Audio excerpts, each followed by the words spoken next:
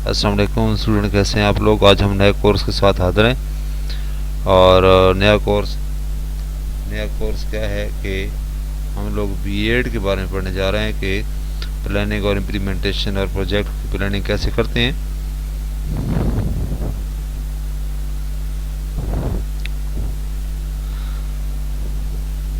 और ये हमारा कोर्स है 86-17, जिसके हवाले से हम आज देखेंगे।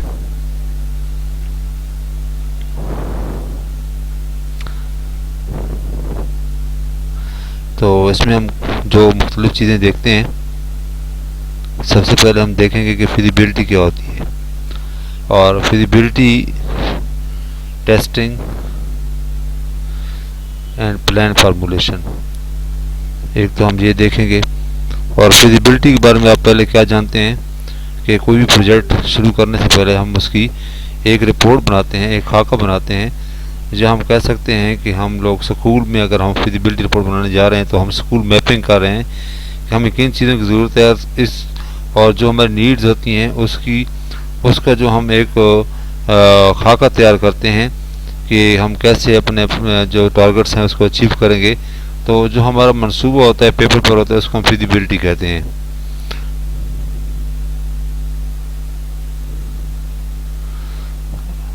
प्लानिंग क्या होती है जी? प्लानिंग से क्या मुराद है, इसकी हम डेफिनेशन देखेंगे। और इसके अलावा हम इसमें देखेंगे कि meaning of plan feasibility testing इस चैप्टर में। और इसके बाद हम देखेंगे जनाब place of feasibility in planning process. और इसके बाद aspects of feasibility, dimension of external plan feasibility, formulation of education plan, major considerations, presentation in chapters. इसमें हम देखेंगे प्रेजेंटेशन इन चैप्टर में कि मुख्तलिफ चैप्टर में क्या क्या चीज़ें आने वाली हैं, उनका हम जायज़ा लेंगे। Education plan as a financial statement और डिस्कशन होगी। तो जनाब सबसे पहले हम चलते हैं कॉन्सेप्ट ऑफ प्लान पर। प्लान क्या होता है जी? आप लोगों के ख्याल में प्लान क्या होता है? अगर आप लोग लिख सकते हैं तो थोड़ा सा लिख के बताएं मुझे, व्हाट इज प्लान। तो डिफरेंट कोनोटेशंस हैं प्लानिंग के हवाले से। इसके अंदर कॉन्स्पिरेसी पाई जाती है, यानी कि डिफरेंट डेफिनेशंस हैं, डिफरेंट आर्गूमेंट्स हैं, डिफरेंट व्यूज़ हैं, डिफरेंट स्कूल ऑफ थाट हैं।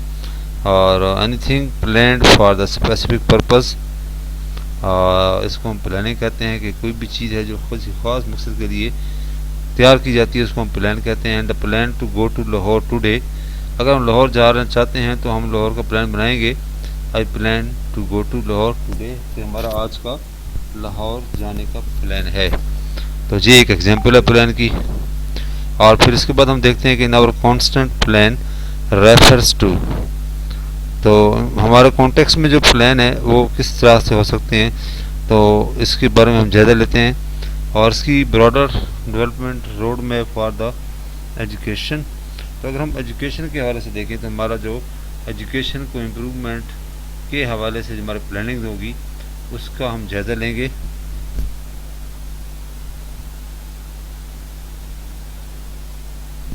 और इसमें हम देखते हैं कि document with the above road map, कि हम जब प्लानिंग करेंगे तो हमारा रोड मैप क्या होगा, उसके अंदर कौन कौन से डॉक्यूमेंट्स लगाएंगे। कि हम मैं मिसाल देता हूँ, हम जो काम करने जा रहे हैं उसके लिए डॉक्यूमेंटेशन किस किसी चीज़ की ज़रूरत होगी। It must give answers to the basic questions, और ये हमारे कुछ बुनियादी सवालात के जवाब भी इसमें होंगे।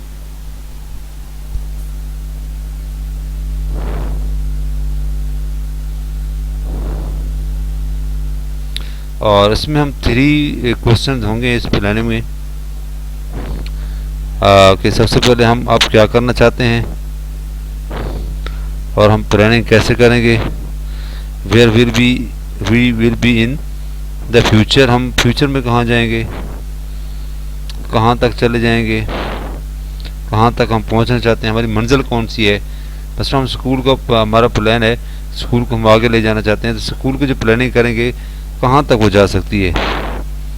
और फिर वो जो टारगेट्स हमने सेट किए वो हम कैसे हासिल करेंगे। टारगेट स्कूल के वो इम्प्रूवमेंट के हवाले से अगर हमारे टारगेट हैं तो स्कूल की हम कैसे बेहतरी चाहते हैं, किस तरीके से हम उसको करेंगे।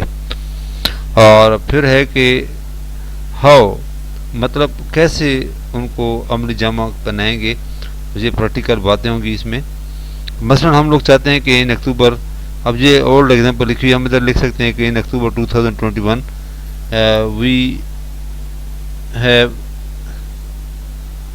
We have no science block, कि 2018 में हमारे पास 18 में साइंस ब्लॉक नहीं था, अब हम वो बनाना चाहते हैं।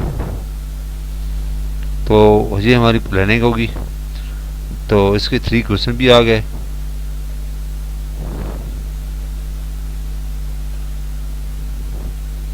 और फिर है completing the science block by 3/31/2020। तो हम ये 2 साल के अंदर ये बनाने का इरादा रखते थे 31/12/2020 तक। और इसके लिए हमें किन रिसोर्सेज की ज़रूरत पड़ेगी और कौन सी स्ट्रेटजीज होंगी ज़रूरत, जैसे कि हम उसको अपनी जमा पर ला सकते हैं अपने प्लान को। तो ये ओवरऑल प्लानिंग की बात की जा रही है कि हम 3 क्वेश्चंस के ज़रिए अपनी प्लानिंग को कंप्लीट करते हैं कि how, where and now, how and where.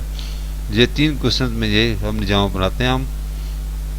तो सबसे पहले हम जवाब देंगे नाउ का, कि हम आज कहाँ खड़े हैं और हम लोग कहाँ जाना चाहते हैं। तो आज के बारे में हम देखेंगे कि हमारे पास क्या कुछ मौजूद था या कौन सी कमी बेशियाँ थी, कैसे हम प्लानिंग कर रहे हैं, क्यों वजह पेश आई, नीड एनालिसिस कर रहे हैं, और फिर अपनी मौजूदा हालत को हम तब्दील करने के लिए अपनी प्लानिंग कर रहे हैं और फ्यूचर में हम पहुंचना चाहते हैं। और फिर हम जहां जाना चाहते हैं तो उसका भी हमने तयन करना है, किस डेट तक हमने क्वेश्चन नंबर 2 कैसे हल करना है कि हम कैसे जाएंगे अपनी मंजिल तक और कंप्लीशन कब होगी हमारी, किस वक्त तक कब हम अपनी मंजिल तक तयन करते हैं, और जो हमारी गोल्स हैं कब तक हमारे अचीव हो जाएंगे और कैसे अचीव होंगे, इनके लिए रिसोर्सेज क्या होंगे और कितनी स्ट्रेटजीज को हम यूज़ करके उन गोल्स तक हम पहुंचने की कोशिश करेंगे। तो ये 3 क्वेश्चन इन प्लानिंग होते हैं जो कि हम कोशिश करते हैं कि इनको एलेबरेट करें, और इन्हीं की हम अंडरस्टैंडिंग अगर हम कर लेते हैं तो हमारी प्लानिंग कामयाब होती है।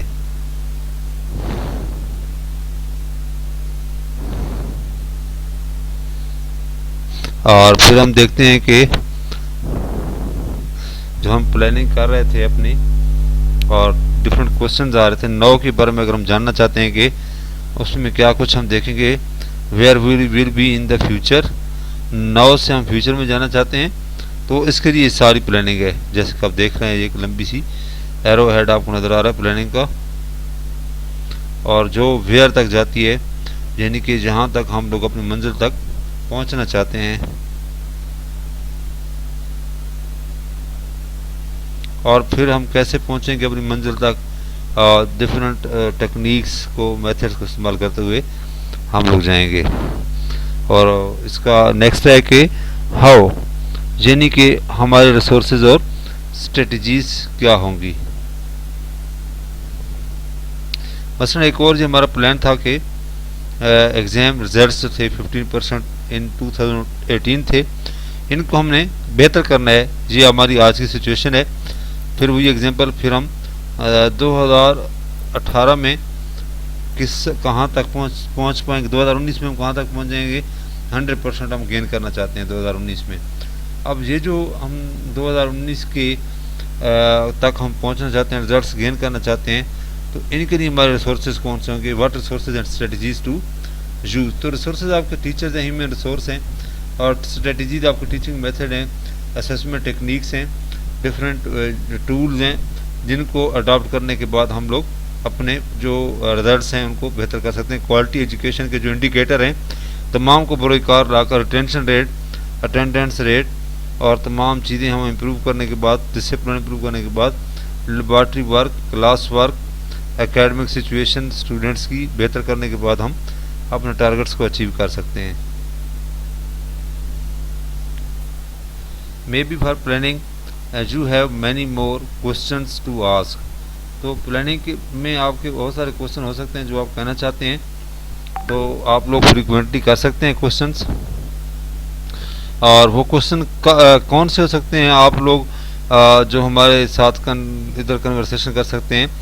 तो उसमें now, how, home, when, where, यानी कि अब हम कहाँ पर खड़े हैं, हमारे कौन से टारगेट्स हैं जो रहते हैं जिनको हम गेन करना चाहते हैं, हाउ कैसे गेन करना चाहते हैं, भाई होम कौन करेगा, व्हेन कब करेंगे, वेयर कहाँ तक हम जाना चाहते हैं। तो ये तमाम टारगेट्स जो हैं हम लोग अचीव करना चाहते हैं, इनके बारे में आपके क्वेश्चंस हैं तो आप बिल्कुल कर सकते हैं। फिर इन तमाम क्वेश्चन का आंसर तलाश करने के बाद हम अपनी प्लानिंग को कामयाब कर सकते हैं। Planning is always implemented in the form of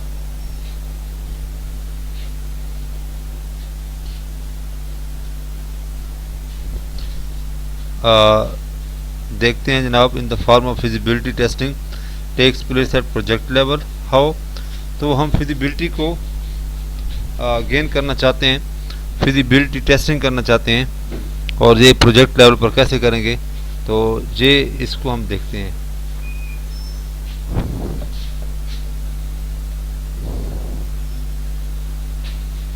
और प्लान ब्रोकन इनटू, यानी कि हमारा जो प्लान है उसको हम छोटे छोटे ऑब्जेक्टिव्स बनाएंगे, तब जाके हमारा प्लान कंप्लीट होगा। प्लान तो हमारा मसलन पहाड़ी पर चढ़ने का है, तो अब हम कैसे जाएंगे, छोटे छोटे उसकी ऊंचाई हैं उसको हम अबूर करेंगे। तो इसी तरह प्लान के हम अंदर उसके छोटे छोटे ऑब्जेक्टिव रख देते हैं और फिर हम उन ऑब्जेक्टिव्स को अचीव करने की कोशिश करते हैं। And broken down into different components. और place of feasibility testing and plan formulation, तो हम लोग अचीव करना चाहते हैं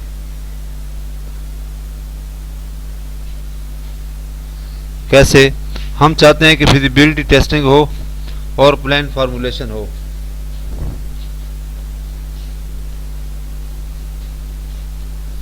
तो इसके लिए हम लोग अपनी प्लानिंग करते हैं।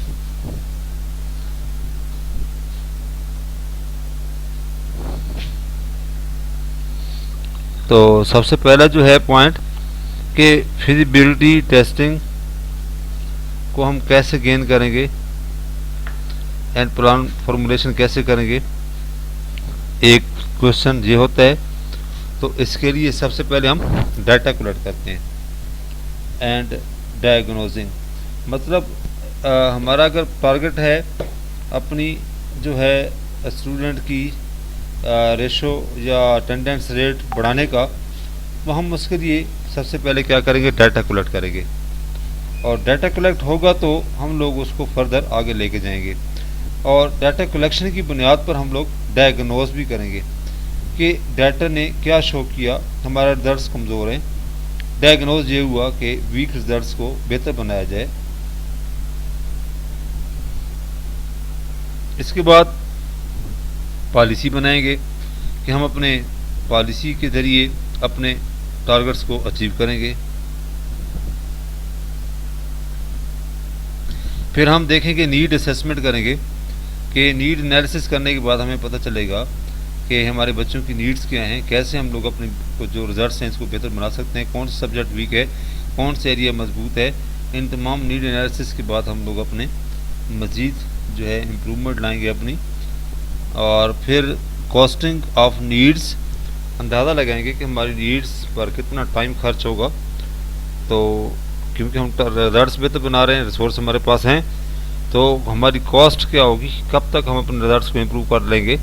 अगर पैसा है तो पैसा लगाना है किसी प्रोजेक्ट पर, तो हम लोग पैसे के वजह से कॉस्ट देखते हैं, लेकिन जब फिर हम रिजल्ट्स बेहतर कर रहे हैं तो हमारी जो क्वालिटी ऑफ टीचिंग है, उसका टाइम है, वो हम देखेंगे। और फिर इसी तरह हम प्रायोरिटीज सेट करेंगे, पहले हम कौन सा काम करेंगे, फिर कौन सा करेंगे, फिर कौन सा करेंगे, और ये प्रायोरिटीज़ हमारी जो है हमारी नीड्स को पूरा करेगी। और फिर दोबारा जहाँ पर फिजिबिलिटी टेस्ट करेंगे, यानी कि प्रायोरिटीज सेट करने के बाद फिजिबिलिटी टेस्टिंग करेंगे, क्या ये चीज़ें हम अचीव कर सकते हैं या नहीं कर सकते, रियलिटी देखेंगे यहाँ पर जाकर। और फिर टारगेट सेटिंग होगी दोबारा, और हो सकता है हम कुछ हिस्से बढ़ जाएं, हो सकता है जो कुछ हमने तय किया है सिर्फ थोड़ा एक कदम पीछे हट जाएं। तो ये तो डिपेंड करता है फिजिबिलिटी टेस्टिंग पर। जो रिपोर्ट आएगी फिर उसके बाद आगे चलेंगे, फिर दोबारा फिजिबिलिटी टेस्टिंग होगी, फार्मूलेशन ऑफ प्लान होगा। प्लान फार्मूलेशन करेंगे कि हमारे टारगेट्स अचीव करने के लिए हम ये प्लान करेंगे, और फिर हम प्लान एलेबोरेशन करेंगे और इस तरीके से हम आगे चलेंगे और प्लान की वजाहत करेंगे।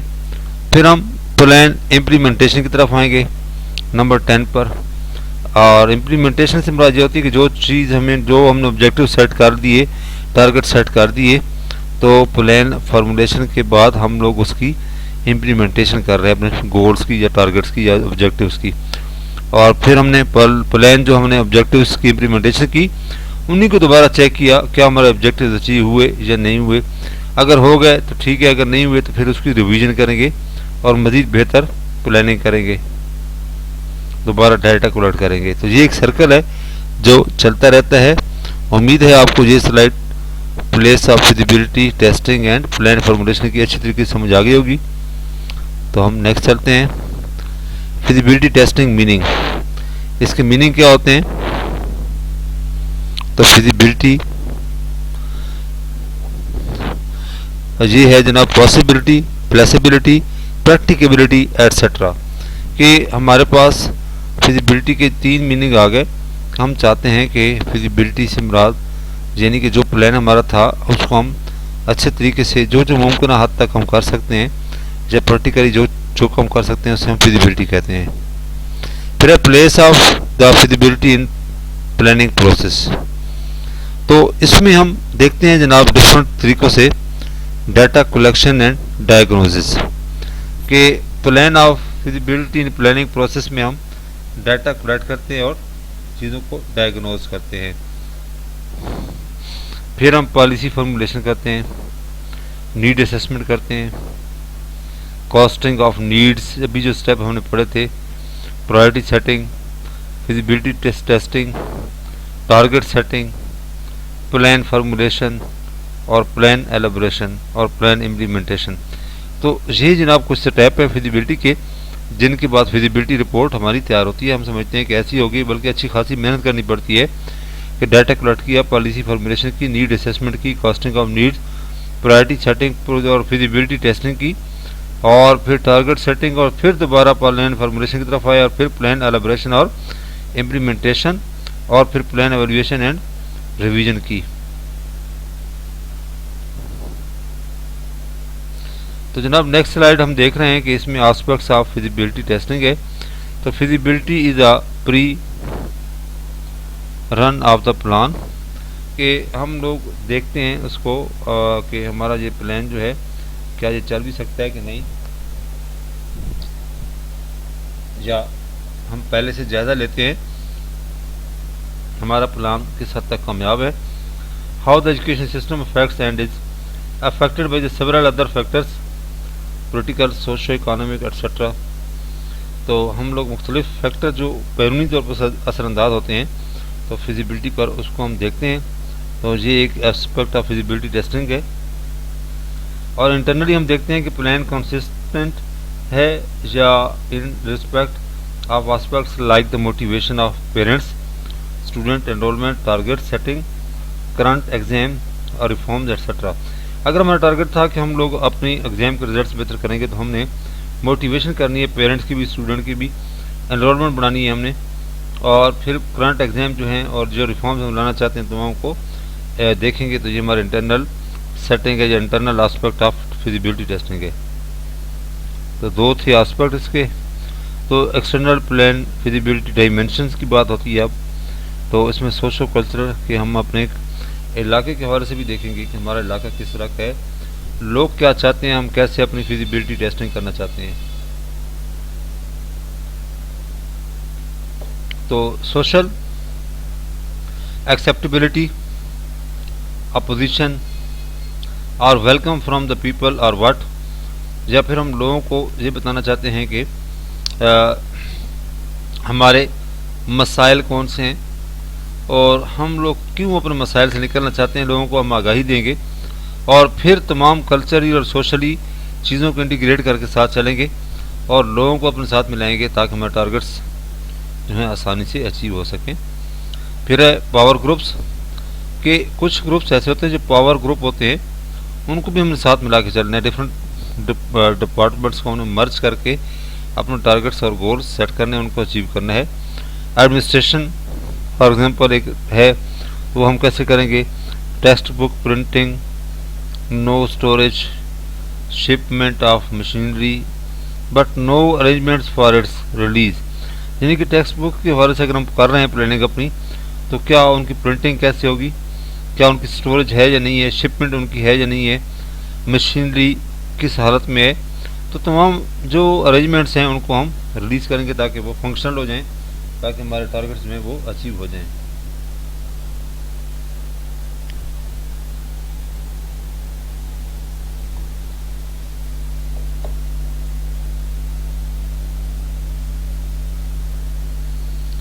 फिर है एक्सटर्नल फिजिबिलिटी है, तो इसको हम देखते हैं जनाब। इकोनॉमिक कंडीशंस हैं कि फॉर एग्जांपल जो हमारी जो ऑर्गेनाइजेशन है उसकी पोजीशन क्या है, over and under supply, greater incentives from some other agencies. तो इकोनॉमिकली अगर हमारे पास फाइनेंस की कमी है तो हम बैरूनी तौर पर डोनेशन देखेंगे, एजेंसीज को देखेंगे कि हमें कहाँ से रकम मिल सकती है। फिर पॉलिटिकल सिचुएशन को भी हम देखते हैं, और for example can you think of a plan for the upgradation of roads in जाती उम्रा। फॉर एग्जांपल कि जाती उम्रा का हम रोड को एक्सपेंड करना चाहते हैं, तो हम पॉलिटिकली वहाँ पर जो जैसे एक पॉलिटिकल फैमिली है मियाँ नवाज शरीफ की, वहाँ पर उनसे हेल्प ले लेते हैं, या कोई भी एरिया है जहाँ पर लोग अच्छे लोग रहते हैं तो उनसे हम लोगों से अपनी हेल्प ले सकते हैं।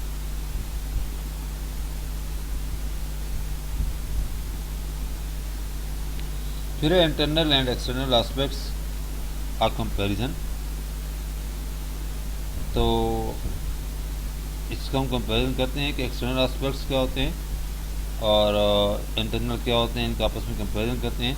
जो एक्सटर्नल होते हैं जो मोर कॉम्प्लिकेटेड है, यानी कि बाहर के लोगों के साथ ज़ाहिर बात है आपने एक रब्ता करना है, और जो बैरूनी तौर पर आपने पोलिटिकली, इकानॉमिकली, सोशल कल्चरली तमाम चीज़ों को साथ मिला के चलना है, तो ये ज़रा मुश्किल टास्क होता है और हमें टारगेट्स अचीव करने में ज़रा मुश्किल पेश आ सकती है। And out of control planner, some time हमारी सिचुएशन को हमारे कंट्रोल में नहीं होती, तो उसको भी हमने देखना होता है, और रिलेटिवली डिफ़िकल्ट टू ओवरकम, तमाम चीज़ों के साथ ओवरकम करना ज़रा मुश्किल होता है।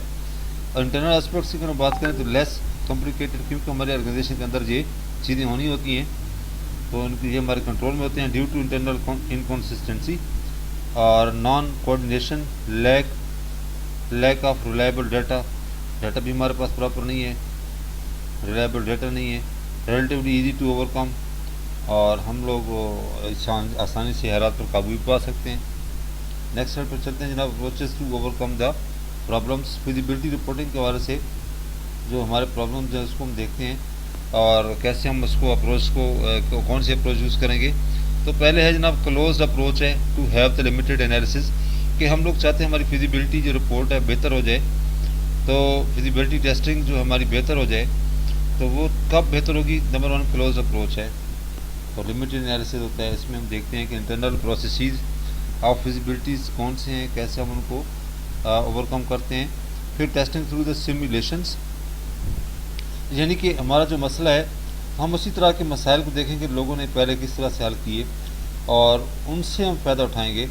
और सिमुलेशन से मुराद ये है कि उनकी हम कॉपी करेंगे। अगर वो कामयाब हो गए हैं अपने प्लान को चलाने में, तो हम भी अपने जो अटेंडेंस रेट है, या हमारे रिजल्ट्स बेहतर करने हैं, या एनरोलमेंट का इशू है, तो बाकी लोगों को हम कॉपी करेंगे, सिमुलेशन करेंगे, ताकि हमारे जो है रिपोर्ट अच्छी बने और अच्छी टेस्टिंग हो, ताकि हम भी कामयाब हों, हमारे गोल्स और टारगेट्स भी अचीव हों।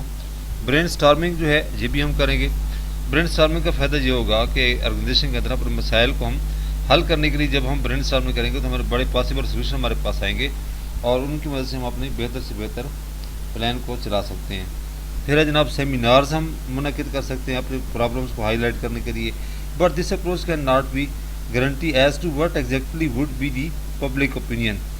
तो पब्लिक ओपिनियन क्या कहती है इसके बारे में हम लोग को हमारे खदशात हैं, तो ये अप्रोच इस हवाले से गारंटी नहीं देती कामयाबी की कि पब्लिक अप्रोच जो है आपके खिलाफ हो सकती है इसमें।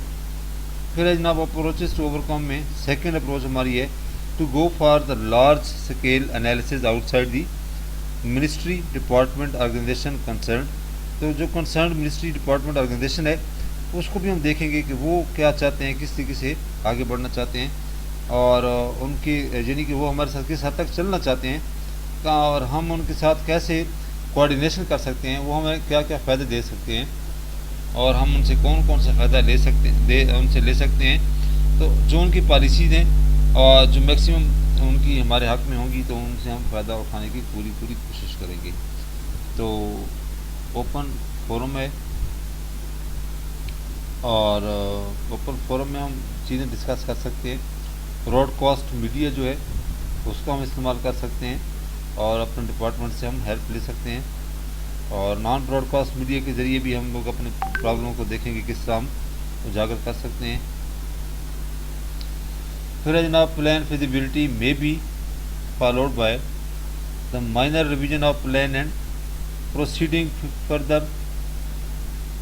तो जो हम लोग अपना प्लान को रिवाइज करेंगे फिर आगे चलेंगे तो हम लोग प्लान फिजिबिलिटी में हम ये चीज़ें ला सकते हैं और इसको हम देख सकते हैं कि कौन सी चीज़ें जो हमने छोड़ देनी है, कौन सी हमने नहीं अडॉप्ट करनी है, dropping it and going for some other alternatives. तो प्लान ए अगर नाकाम होता है तो प्लान बी की तरफ हम जाएंगे, तो ये हम कर सकते हैं। तो then planner will move forward with the same plan in case of numbers. तो प्लानर को चेक करेंगे फिर आगे बढ़ेंगे और हम लोग देखेंगे कि वो सेम प्लान ना हो बल्कि डिफरेंट हो, ताकि पहले वाला जो नाकाम हुआ है तो सेकंड नहीं होना चाहिए। And go for revise the target setting and making required changes end of plan formulation in the light of feasibility testing. तो फिजिबिलिटी टेस्टिंग के नतीजे में हमारे जो टारगेट्स चेंज हुए दोबारा सेटिंग करेंगे, उनकी देखेंगे किस हद तक हम अचीव कर सकते हैं और रियलिस्टिक प्लानिंग करेंगे ताकि हमारे जो गोल्स टारगेट्स अचीव हो जाएँ। फिर है जनाब प्लान फॉर्मुलेशन में मेजर कंसिडरेशंस कौन सी हैं। तो नंबर 1 ब्रेविटी है, brevity and clarity for the affective communication and getting it approved. अब जो ब्रेविटी है और क्लैरिटी है इससे क्या मुराद है कि हमारे जो टारगेट्स हैं वो किस हद तक क्लियर है और ब्रेविटी से मुराद उनमें किसी किस्म की कोई एरर नहीं है बल्कि एक्यूरेट किस्म की हम प्लानिंग कर रहे हैं और हमारे वाज़ेह किस्म के गोल हैं तो वो हम अप्रूव करेंगे ताकि कोई खामी ना रह जाए और सेल्फ कंटेंट हैं इन टर्म्स ऑफ इस हवाले से कि हम लोग देखेंगे कि हम खुद ही हम अगर इंसार कर रहे हैं अपने ऊपर तो अपने जो हमारे जिस तरह के हमारे वसाइल हैं उनके अंदर रहते हुए जो हमारे रिसोर्सेज हैं जो हम स्ट्रेटजीज हमारी हैं उनके अंदर रहते हुए हम उसको अचीव करने की कोशिश करते हैं। फिर जनाब comprehensive covering all the levels and types of education और इसके बाद हम देखेंगे विजुअल ग्राफ्स हैं etcetera, tables and enrolment, targets, expenditure etcetera, ये तमाम चीज़ें हम देखेंगे। टाइम फ्रेम देखेंगे।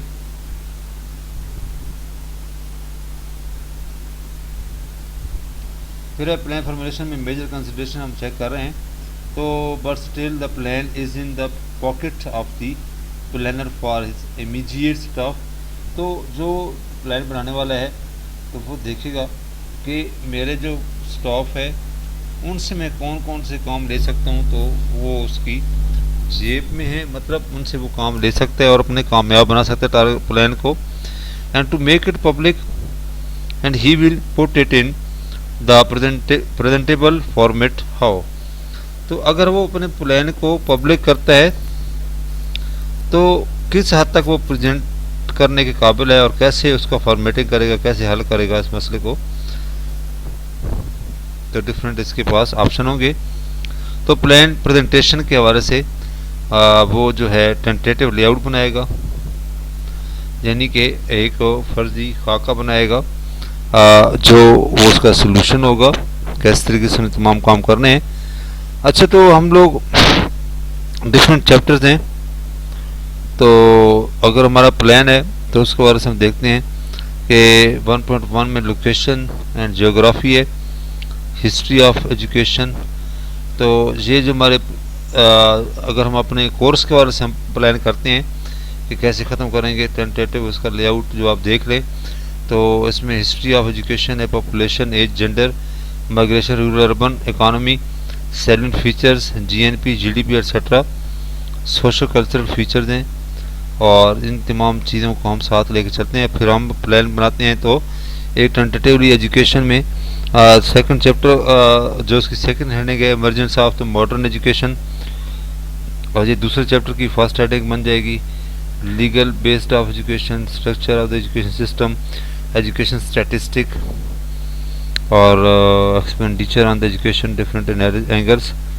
और इसी तरह चैप्टर नंबर 3 जो सेकंड चैप्टर जो हमारा होगा diagnosis of the educational situation, legal administration, management for education, role of public and private sector in the education, और curriculum is the total perspective needs, economy, forces, और instructional aspects. ये तमाम चीज़ें भी हम चैप्टर नंबर 2 में देखेंगे।